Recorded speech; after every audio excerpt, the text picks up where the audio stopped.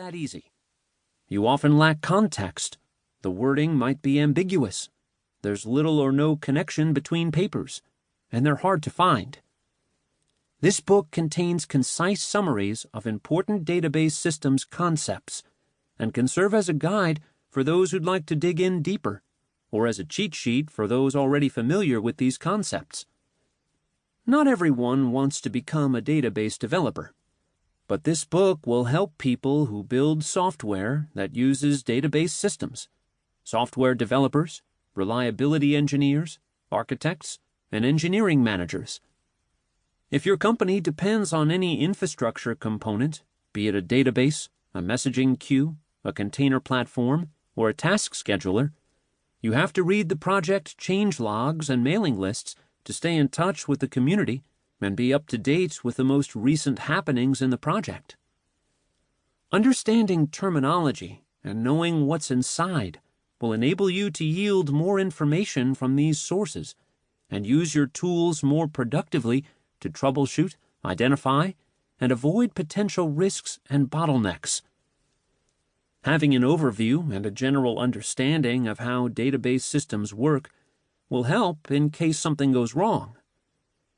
Using this knowledge, you'll be able to form a hypothesis, validate it, find the root cause, and present it to other project maintainers. This book is also for curious minds, for the people who like learning things without immediate necessity, those who spend their free time hacking on something fun, creating compilers, writing homegrown operating systems, text editors, computer games, learning programming languages, and absorbing new information. The listener is assumed to have some experience with developing back-end systems and working with database systems as a user. Having some prior knowledge of different data structures will help to digest material faster. Why should I read this book? We often hear people describing database systems in terms of the concepts and algorithms they implement. This database uses Gossip for membership propagation. They have implemented Dynamo, or this is just like what they've described in the Spanner paper. Or if you're discussing the algorithms and data structures, you can hear something like, Zab and Raft have a lot in common. BW trees are like the B trees implemented on top of log-structured storage. Or they are using sibling pointers like in Blink trees. We need abstractions to discuss complex concepts, and we can't have a discussion about terminology every time we start a conversation. Having shortcuts in the form of common language helps us to move our attention to other, higher-level problems. One of the advantages of learning the fundamental concepts, proofs, and algorithms is that they never grow old. Of course, there will always be new ones, but new algorithms are often created after finding a flaw or room for improvement in a classical one. Knowing the history helps to understand differences and motivation better. Learning about these things is inspiring.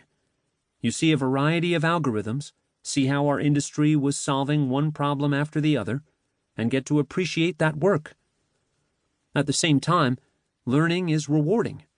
You can almost feel how multiple puzzle pieces move together in your mind to form a full picture that you will always be able to share with others. Scope of this book.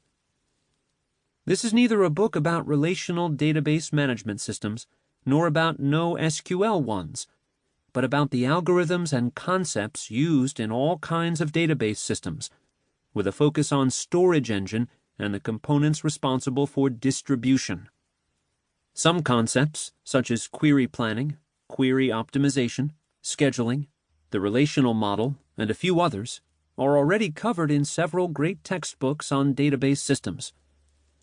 Some of these concepts are usually described from the user's perspective, but this book concentrates on the internals.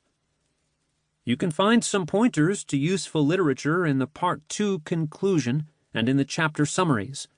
In these books, you're likely to find answers to many database-related questions you might have. Query languages aren't discussed, since there's no single common language among the database systems.